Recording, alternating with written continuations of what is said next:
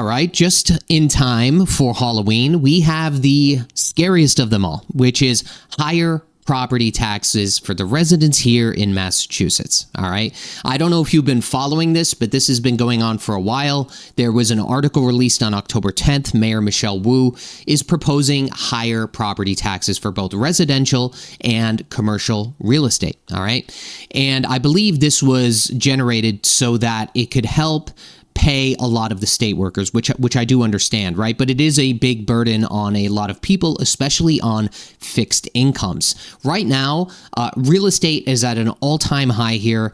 The property taxes are already high here in Massachusetts. And the other thing that a lot of people did not anticipate is homeowners insurance has increased substantially as well. So I have an article here, and they recently released something where she's cutting back a little bit on what she originally had said. And I'm going to break apart everything that's going on in this article so you could stay informed and know what may happen to your taxes in the next coming years. So what Boston's property tax shift compromise would mean for homeowners and businesses.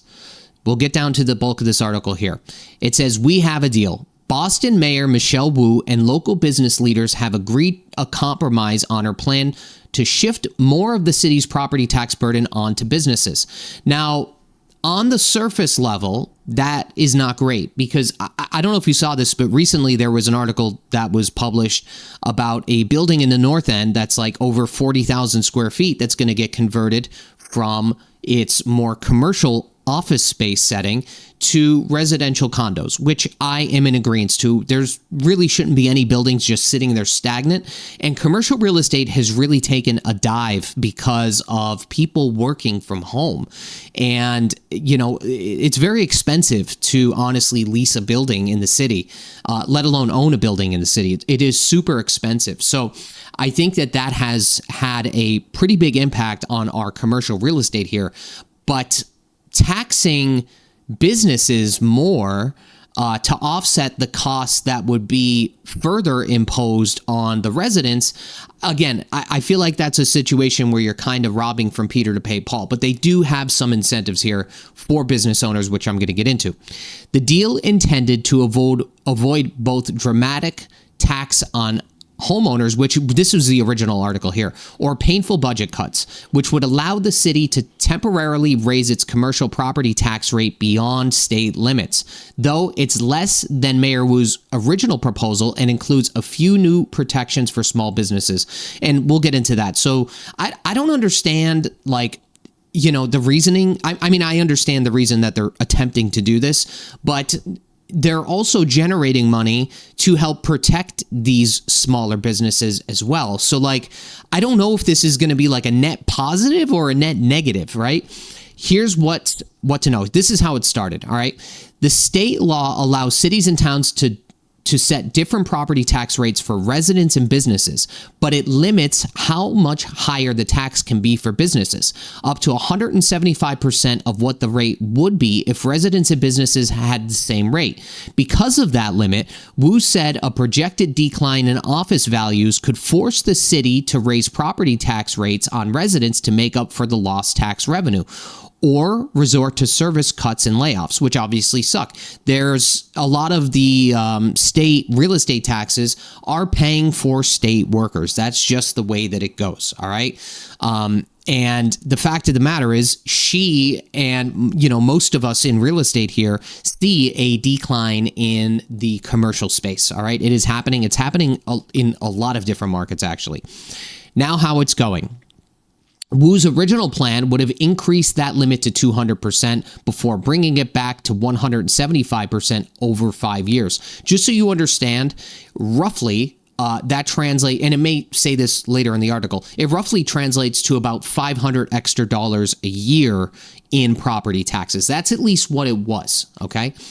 After negotiations with the House, she agreed to 190% with a 3-year ramp down. So this is only a temporary change so far. Now, the new deal with business leaders lets the city go up to 181.5%. It also sets aside a $45 million It also sets aside $45 million to offset tax hikes on small businesses and raise the personal property tax exemption threshold for small businesses from $10,000 to $30,000. So this is what I really don't understand, and maybe somebody in the comments could kind of clarify this for me. So in one hand, they're taxing businesses more, okay, to offset these costs that would be put on the residents here in Massachusetts. They're doing that on one hand, right? So business taxes, commercial real estate taxes are going up. But on the other hand, it looks like they're setting aside $45 million, maybe in grants, maybe for some sort of special aid. And they're also increasing the tax exemption threshold for small businesses from $10,000 to $30,000. Now, I'm not saying that's a bad thing, right? I think that incentives are great to some capacity, right? But somebody is paying for this. But what I don't understand is if they're already taxing businesses and commercial real estate higher, and they're also creating these incentives for these people, where is the net gain, right? Is there going to be a net gain? Has somebody figured this out? Like that's what I truly don't understand.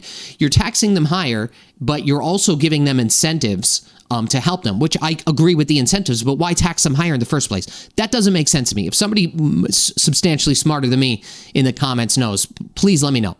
What's next? Wu has to file a new home rule petition that needs approval from the Boston City Council, both chambers of the House and Governor Maura Healey. Most importantly, the deal has already gotten a thumbs up from the Senate President Karen Spilka, whose chamber blocked Wu's first proposal. And the first proposal, again, everything was really high. And I believe it was as I said earlier, it was going to be about $500 extra per year. I think that's gone down to like $3 something, by the way, overall. What does this mean for homeowners? Under the new deal, Wu's office says the average Boston homeowner with an $838,000 home would see last year's $5,500 property tax bill rise by $491. I don't know who the hell is paying $5,500. I mean, if you have an $838,000 house, it's usually substantially more than this, right? Even if you have the exemption or whatever, that's fine. Maybe it is down to that, but I mean, property taxes are higher than that.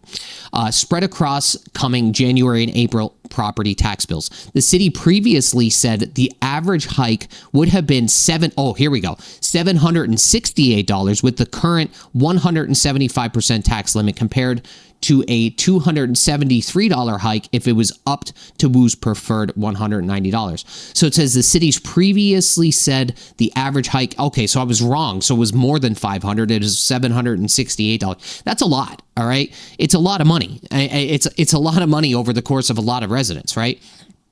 What about businesses? So this is where it gets interesting. With the overall commercial property values expected to fall 7%, that's quite a bit too, because I mean, you can't touch any commercial real estate here for like less than a couple $1 million, right? 7% is a lot in the terms of depreciation of commercial real estate. A $5 million commercial property would still see their nominal tax bill drop from $126,350 last year to $122,304 this year. The big picture.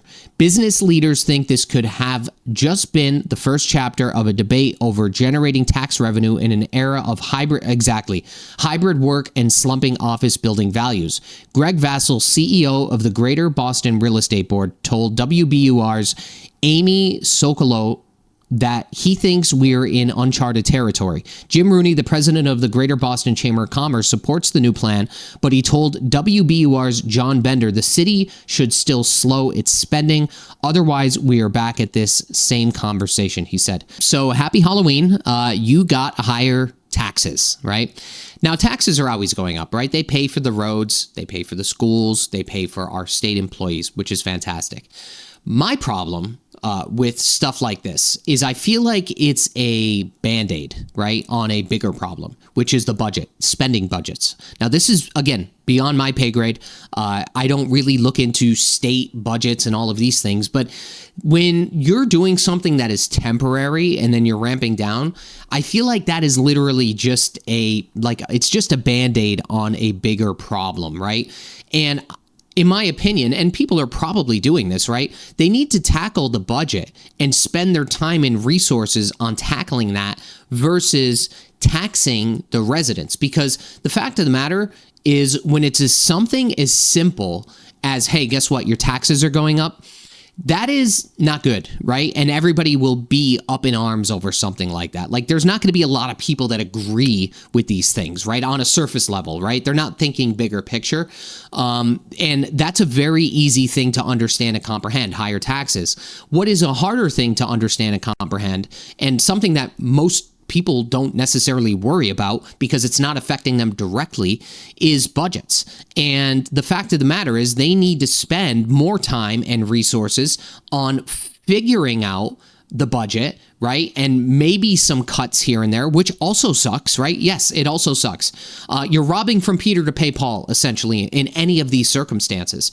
But again, this is just a Band-Aid fix. And what's scary to me is that after this ramp down period, what is it going to be? Like another year or two, and then we're going to see this again, right? She already tried to get it even higher as proposed originally. And then again, people probably were up in arms, and then now it's a little bit less. So again, these are just small fixes to a bigger problem. They really need to spend their time and money and resources on fixing the budget, or get somebody in there that is very knowledgeable on this stuff and fix the damn budget before you just freely tax the residents here in Massachusetts. I feel like that is a very, not necessarily easy thing to do, but it's an easy fix for a larger problem. So what do you guys think about this? Let me know in your comments below. Have you seen an increase in your taxes over the last few years? Are you happy about this? Or are you upset about this? Let me know in the comments below. Happy Halloween, guys. Enjoy your day. Enjoy your weekend. Have a good day. Bye-bye.